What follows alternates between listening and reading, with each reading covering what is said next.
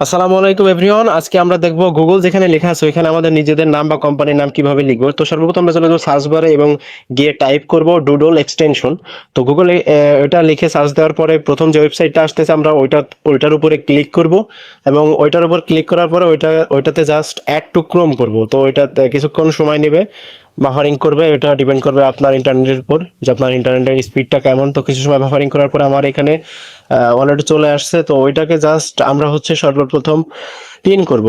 Pin করার জন্য আমরা নিচে চলে যাব এবং ওইটাকে আনপিন ছিল ওইটাকে জাস্ট পিন করলাম এবং ওইটার উপরে ক্লিক করার পরে আমাদের এরকম একটা ইন্টারফেস আসবে এবং ওইখানে লেখা আছে ডুডল। তো আমরা ওইখান থেকে ডাবল ক্লিক করে ওখানে আমাদের নিজেদের কোম্পানির নাম পিউপিল গ্লোবাল, জি PUPIL ওইটাতে ক্লিক করে জাস্ট আমরা হচ্ছে নিচে যেটা লেখা আছে আমরা জাস্ট ওইটাতে ক্লিক করব। ওইটাতে লেখার পরে দেখেন গুগল থেকে পিউপিল গ্লোবালে চলে আসছে।